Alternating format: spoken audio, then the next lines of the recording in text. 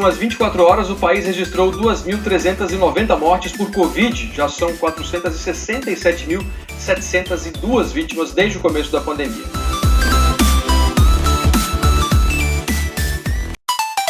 Este é o número de vítimas da Covid-19 no Brasil no dia em que eu estou gravando este episódio. Mas não é um número apenas. Essa meia dúzia de dígitos representa bem mais do que uma quantidade. São vidas, são pessoas. Não é apenas um número.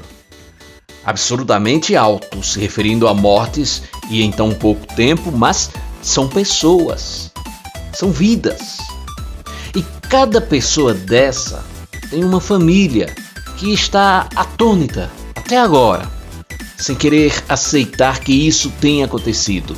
Que o pai, a mãe, o irmão, a irmã, o primo, a prima, o tio, a tia, o avô, a avó sucumbiu.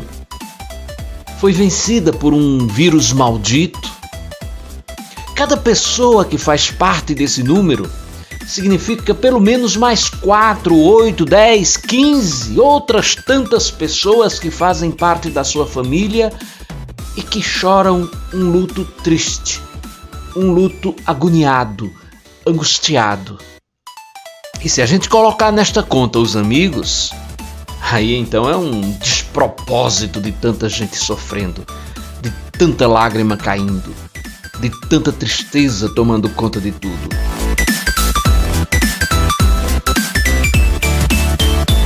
Eu sou o Edson Tavares e no episódio de hoje do podcast Aqui às Quintas, vou fazer diferente.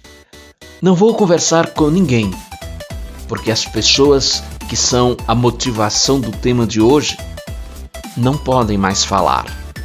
Também não quero conversar com os parentes e amigos, estão todos muito machucados. Deixemos que cicatrizem um pouco suas feridas ainda abertas. Em vez disso, eu vou me associar informalmente ao site inumeráveis.com.br, que é um memorial dedicado à história de cada uma das vítimas do coronavírus no Brasil. E nele está posto um pouco da história de muitas dessas pessoas agora sem voz e sem vida. Vou mostrar algumas dessas histórias, não sei quantas. Vou abrindo aleatoriamente e vou lendo. Não tenho como ter um critério de escolha.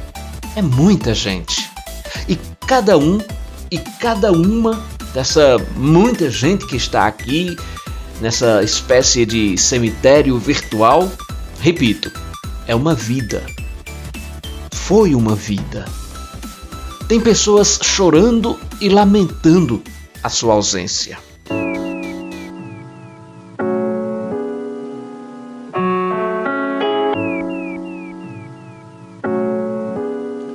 Vou começar com Adilson Pereira da Silva, 55 anos. Um pai e avô trabalhador, de coração enorme. Casado por 35 anos com Dona Zenilde, Adilson foi um pai exemplar para as 2 filhas e um avô coruja para os 5 netos. Homem sério e calado, era um nordestino carrancudo e de coração enorme. Como segurança de escolta, viajava bastante e aproveitou uma viagem de trabalho para ir visitar a mãe que morava no Nordeste do Brasil.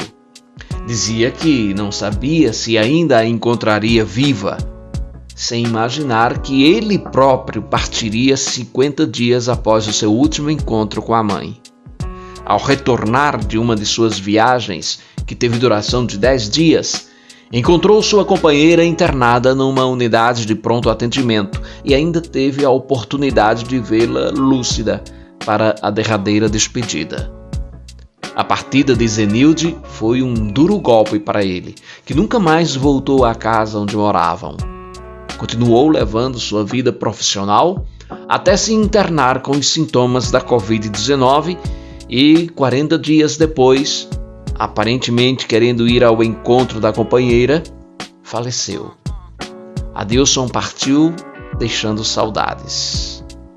Adilson nasceu em Água Preta, Pernambuco, e faleceu em São Paulo, aos 54 anos, vítima do novo coronavírus.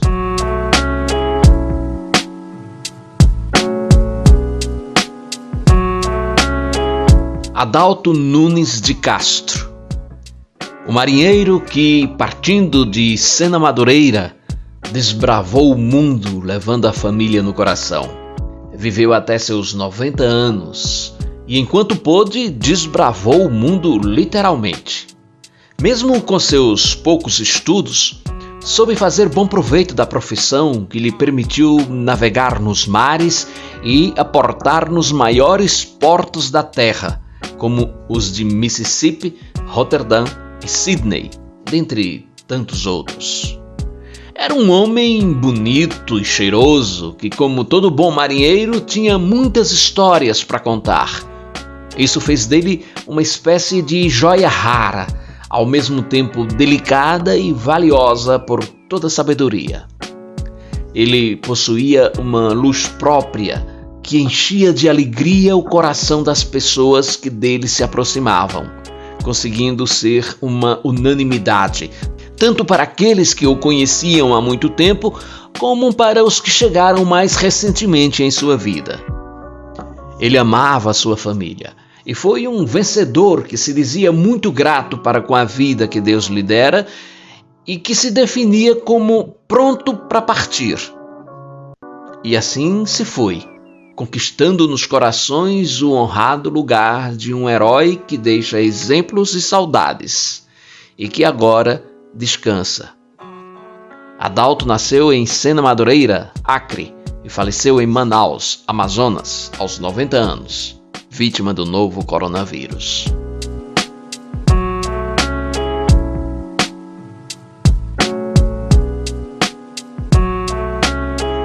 Manuel Francisco Xavier. Viveu uma vida singular esse Manuel Francisco. Vindo de uma família muito religiosa do interior de Pernambuco, na década de 1970 tinha muito do que a maioria dos jovens gostariam de ter naquele tempo. Era bonito, cantava bem, era bancário, fazia rádio e tinha uma noiva. Seu nome artístico era Bianchi Xavier. Mas aí o chamado sacerdotal foi mais forte e ele abandonou tudo e entrou no seminário. Ordenou-se padre e sua primeira paróquia foi Santa Cruz do Capibaribe, onde passou mais de 10 anos, chegando a ser candidato a prefeito, não sendo eleito entretanto. Pediu transferência então para Petrolina, passando 10 anos administrando a emissora de rádio da igreja. Em seguida veio para Caruaru, Bezerros e novamente Caruaru. Dono de um carisma impressionante, Bianchi Xavier sempre fez do seu ministério um instrumento de serviço ao próximo, através dos muitos projetos que entabulou. De formador de grupos a construtor de prédio de igreja, o padre era muito querido por todos que conviveram com ele. Bianchi Xavier nasceu em Camusim de São Félix, Pernambuco, e faleceu em Caruaru, aos 69 anos, vítima do novo coronavírus.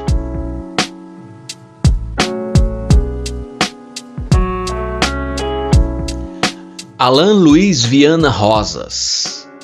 Alain vestia seu melhor sorriso e curtia a vida e a família. Casou-se com a Vanessa e teve 2 filhos, o Aloan e a Alana. Era um bom pai e era apaixonado pela família. Com uma alegria contagiante, exerceu a profissão de motoboy e sempre estava com um sorriso no rosto, independente da situação. Como um típico carioca, adorava uma cerveja gelada, rodas de samba e um churrasco em família. O amigo Marcos conta carinhosamente: ele foi o irmão que eu não tive. Alain nasceu no Rio de Janeiro e faleceu no Rio de Janeiro, aos 38 anos, vítima do novo coronavírus.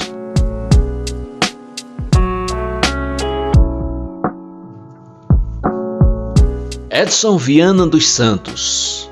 Grande companheiro, militante de causas sociais e de enorme coração. Filho de um casal de trabalhadores rurais assentados no Riacho das Ostras, no município de Prado, extremo sul da Bahia, a história de Sonzinho, como era conhecido, sempre foi de superação. No início dos anos 2000, uma desilusão amorosa fez com que se envolvesse num acidente que quase lhe tirou a vida, deixando em seu corpo várias cicatrizes. Depois disso, e de se formar no ensino médio, decidiu ir em busca de novos desafios na capital paulista, retornando quase 10 anos depois, com sotaque e muitas gírias paulistanas. De lá, o Truta, como ficou carinhosamente conhecido, trouxe suas principais companheiras, uma máquina fotográfica e Rosiane, sua esposa, com quem teve 2 filhos, João Vitor e João Gabriel. Relembrar sua história, sua trajetória de vida e os bons momentos ao seu lado é uma tarefa impossível de fazer sem lágrimas nos olhos. Sua morte, ocorrida quando diversos projetos pessoais, familiares e coletivos ainda estavam por se realizar, deixou no peito um imenso vazio, um nó na garganta e uma dor muito grande. Edson era um grande amigo, daqueles de verdade, uma pessoa bastante querida. Uma cidade inteira ficou enlutada com a sua partida. Edson nasceu em Prado, Bahia, e faleceu em Vitória da Conquista, Bahia, aos 46 anos, vítima do novo coronavírus.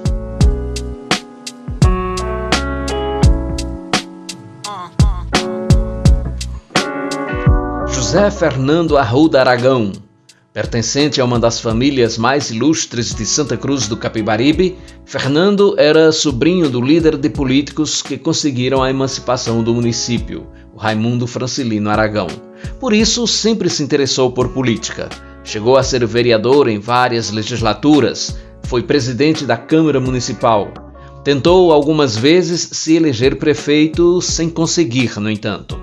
Fernando Aragão tinha fama de ser um homem público sério, honesto, que não compactuava com qualquer tipo de corrupção. Era comerciante e fabricante de confecções, assim como a maioria de sua família. Era um homem integrado ao cotidiano de sua cidade. Depois de vários meses de articulações e trabalhos de base, Fernando finalmente viu seu sonho de se tornar prefeito de sua terra com efetivas chances de realização. A campanha estava em pleno desenvolvimento quando a Covid-19 interrompeu seus planos. Fernando Aragão nasceu em Santa Cruz do Capibaribe, Pernambuco, e faleceu em Santa Cruz do Capibaribe, aos 69 anos, vítima do novo coronavírus.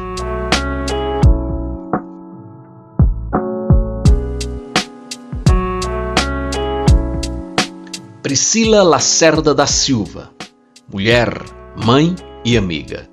Desde cedo, pronta para a festa junina com seu batom vermelho, sempre com sorriso nos lábios.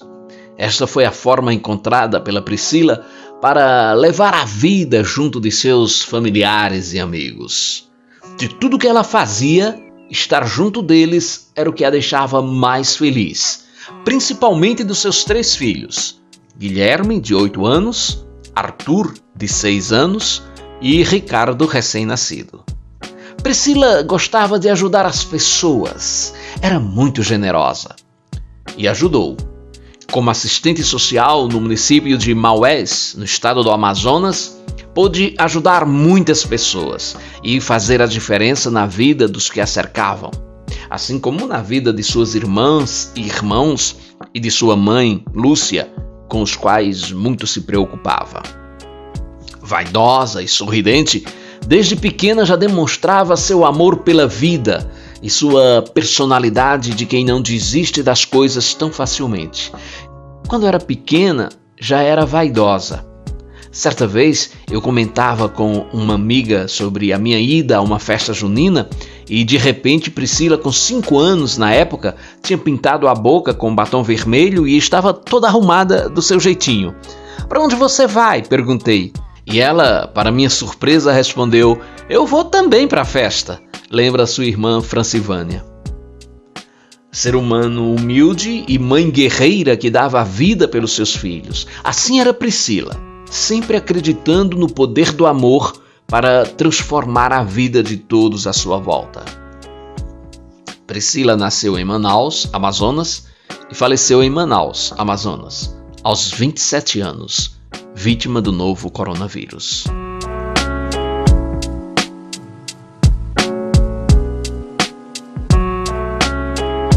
Leonardo Montorio Oliveira.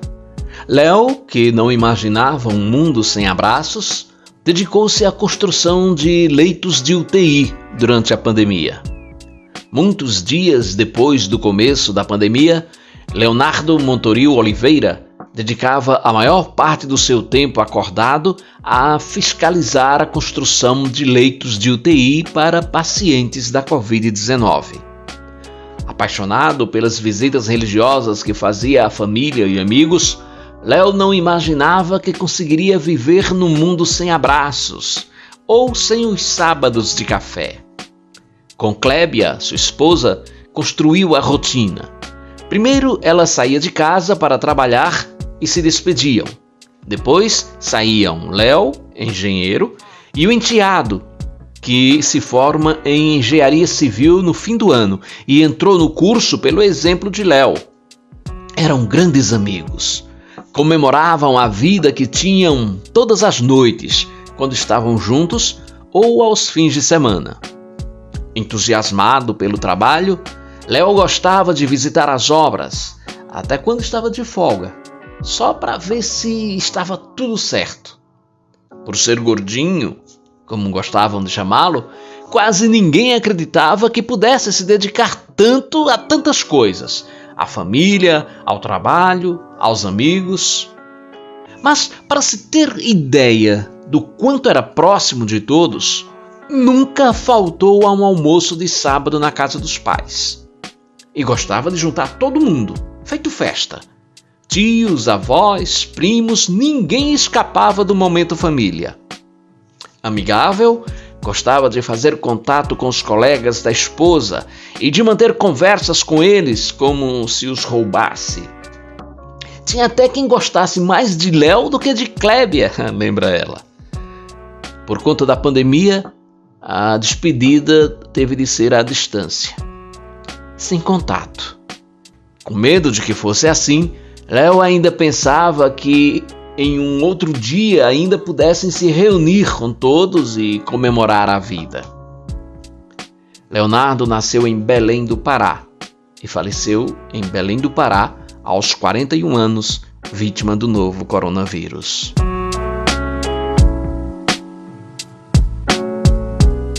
Caetana Maria Pereira da Silva, uma avó babona que amava colocar apelido nos outros.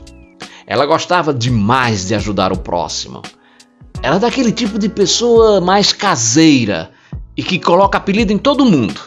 O dela era Cal. Brincalhona, uma pessoa de ótimo coração. Babava demais os netos. Gostava de cuscuz e de passar suas tardes assistindo ao programa Casos de Família na TV. O filho, César, lamenta o fato de a família ter se despedido dela de uma maneira tão diferente da normal, justamente no Dia das Mães. Mas lembrará para sempre da mãe e avó dedicada que foi Dona Caetana.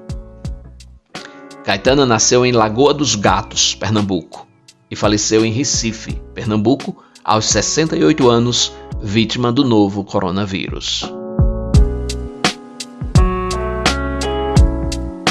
E foram tantos e tantos e tantos mais.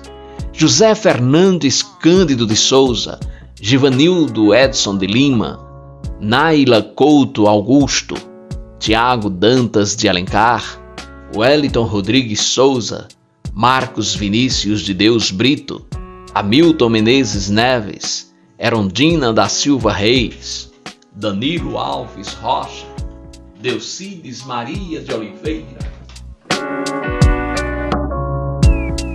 São tantos que se perdem no vazio da não existência. Cada um deles com uma história, com sonhos, planos, projetos de vida. Cada um deles com amigos, com familiares que agora estão tristes, desolados, a catalogar o amargo rescaldo deixado para a família despedaçada pela Covid-19.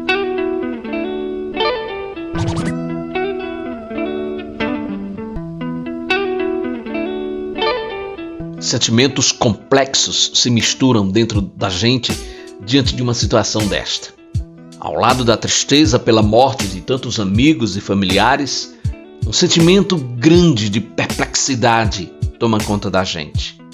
Perplexidade por constatar que, mesmo diante de algo tão sério, de tanta gente morrendo sem necessidade de morrer agora, diante desse verdadeiro genocídio acontecendo tão perto de nós e provocado por um inimigo que a gente não consegue ver, ainda existe gente que não acredita que esteja acontecendo, que acha que é alarmismo, que é mimimi.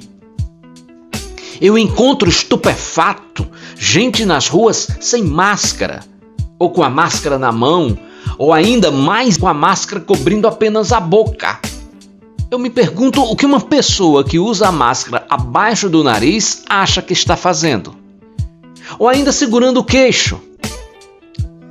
Eu sei de gente que aglomera em festas clandestinas como se estivéssemos vivendo um tempo normal, e quando alguém denuncia e a polícia chega, eles se zangam, alegam repressão e que estão tolhendo a liberdade deles. Hoje eu não saio não, hoje eu vou ficar em casa, meu bem. Hoje eu não saio não, eu quero ver televisão. Hoje eu não saio não, não troco meu sofá por nada, meu bem. Hoje eu não saio não, não quero ver a multidão. Lá no boteco não, telecoteco, no trio elétrico não, teatro não, não vou no esquema não, nem no cinema não, nem Ipanema não, no circo não.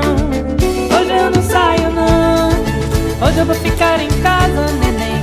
Hoje eu não saio não, eu quero ver televisão. E a raiva é outro sentimento que toma conta da gente quando assistimos atônitos à forma como as autoridades do país estão tratando do problema, sem qualquer tipo de empatia por tanta gente que está visivelmente sofrendo. Falta de habilidade administrativa. Aí estamos vendo filas e mais filas de pessoas aglomeradas para tomar a vacina que não sabe se vai dar para todo mundo. Gente que tomou a primeira dose e está atrasada para tomar a segunda porque faltou vacina. Faltou vacina. E enquanto os médicos, enfermeiros e agentes de saúde se desdobram e os ministros e secretários são trocados de forma recorrente no meio de uma pandemia, caramba! A politicalha nacional transformou um caso de tantas mortes em briguinha política, em arenga de quinta categoria. Gente estúpida.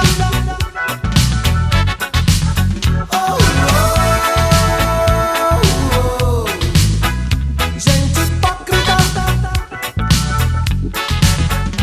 E enquanto cada um desses infames ficam fazendo jogadinhas políticas, visando unicamente as próximas eleições, tem gente morrendo aos montes, aos borbotões. E não são números, caramba!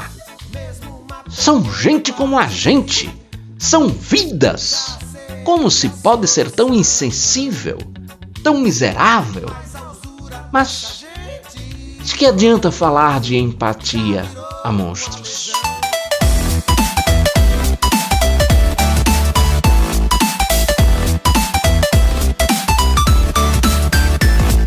As histórias de vida lidas neste episódio foram extraídas do site www.inumeráveis.com.br. Escritas, apuradas, editadas, revisadas e moderadas por Amanda Alves, Maria do Socorro de Castro Canton, Marcos Felipe Lanes Trindade, Diógenes Marques Cunha, Fernanda Queiroz Rivelli, Josué Seixas, Thaísa Parente, Vera Dias, Lígia Franzin, Rayane Urani, Acácia Montagnoli, Marcelo De Toni, Lucas Cardoso e Paola Maris. Foi também utilizado o áudio da Rede Globo.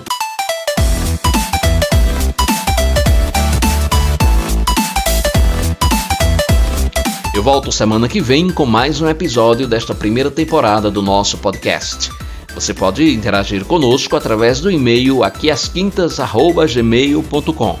E além das plataformas de áudio Spotify, Anchor, Google Podcasts, Disjuntor, Pocket Casts e Rádio Public, você encontra os episódios também no YouTube, no canal Aqui às Quintas. Visite e se inscreva no canal acionando o sininho de notificações para que você fique sabendo quando um episódio novo for para o ar, o que acontece sempre aqui às quintas.